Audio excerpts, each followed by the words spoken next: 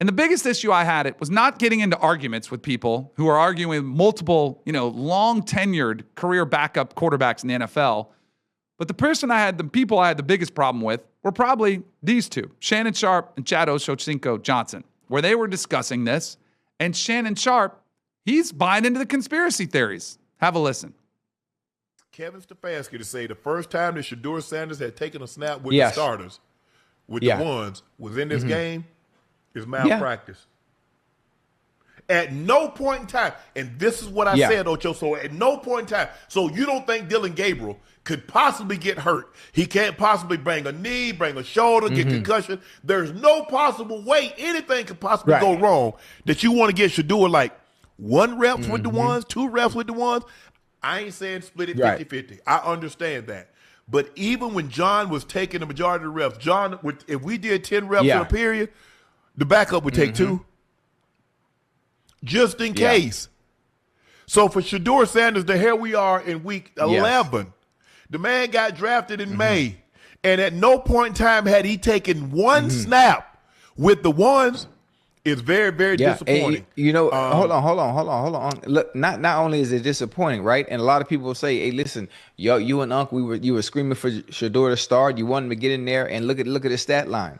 Look at what he did. Well, obviously, I'm confused, and I'm trying to understand. This ain't Madden.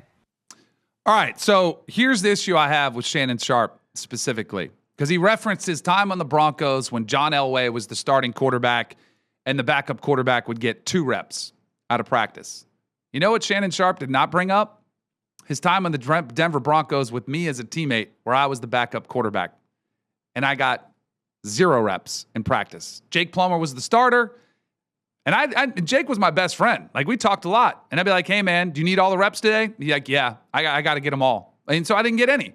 And that's a big difference. Of course, John Elway, a Hall of Fame NFL quarterback who had multiple Pro Bowls, is like, "Yeah, I'm good. I don't need every single rep in practice. So sure, go ahead and give the backup 2 reps out of the drills." Like, that's going to make the difference. Even if Shedeur did get 2 reps, these guys would be complaining. They'd be saying, "How is he supposed to succeed with only 2 reps?" But all of a sudden, it's been a mark of delineation where it's, "Oh, he hasn't got any reps. How's he supposed to succeed?" He's supposed to succeed because he's supposed to be prepared mentally. This is life as a backup, especially even more so for a 5th-round quarterback who was 4th string in training camp. You don't see any snaps with the first team. And so I've also countered with, people have said, well, Dylan Gabriel got reps when Joe Flacco was the starter. Do you notice a theme? Joe Flacco was 40 years old. He doesn't need every rep in practice. So when Dylan Gabriel becomes the starter, they have to make sure that Dylan Gabriel is ready, because he hasn't had the luxury of playing 5, 6, 10 years, 15 years in the NFL. He needs to see every single look that he's going to get, because it's the first time he's ever seen him. So the backup quarterback, unfortunately, this is what life is like as a backup, is you have to prepare mentally. So every time you're at practice, there'll be a script. You'll get a piece of paper like this, and it's probably 4 or 5 pages deep, and it has all the plays written on it for practice. So each drill, you probably get 12 to 14 plays. And this is what we're talking about. When you say 2, it'd be 2 out of 14. So you get them as the backup. You have the script in your hand, and you want to stand right behind the huddle so that you can hear the play call. You know what you do? You say it out loud to yourself. You'll say the play call in your head to practice saying the play.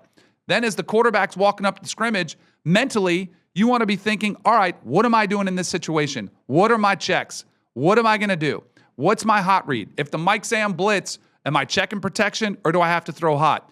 And as the quarterback, the starter, is getting that live rep in practice, you have to read the defense.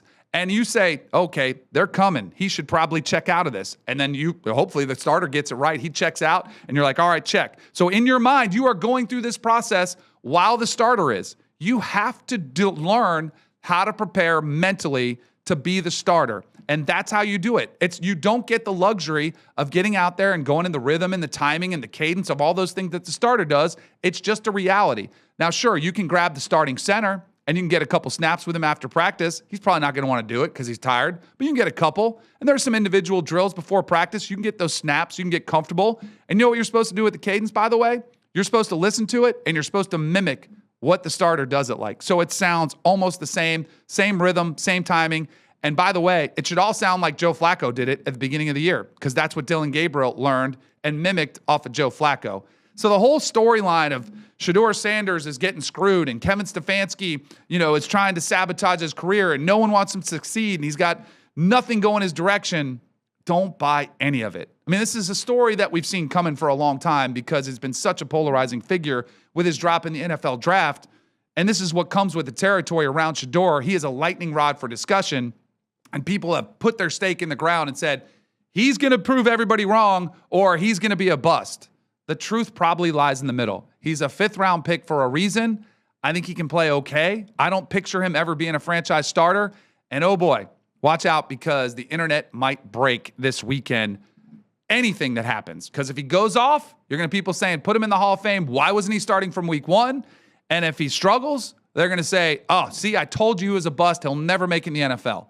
And again, the truth probably lies in the middle. I think he can have a nice NFL career, but he's got to learn to separate himself from the spotlight. And that's the one thing that concerns me is because he does love the spotlight. He likes the camera on him. He's smiling with a great smile after the game, talking about his performance and getting the opportunity, and he's excited about it, which is great. But he's got to learn how to deflect, as opposed to when he's coming off the field, onto the field for the first time, he's waving to the crowd, saying, let's go. Let's get everybody up. Which can be good, but as a backup quarterback, man, just be worried about the team and getting in the huddle and getting your offensive lineman to play for you, as opposed to kind of playing to your base, playing to your fans. So I had to get that off my chest because it was a very, very interesting dynamic that unfolded there with Shedeur Sanders. And it'll be really interesting to see how he plays this weekend against the Raiders. You cannot ask for a better opponent. They're 2-8. Their defense isn't good. You can watch out for Max Crosby, and that's about it. You should be able to go out there and have some success. I think he will, but I think it'll be a bumpy ride. I think it's going to be a roller coaster for Shedeur as he goes out there in his first start.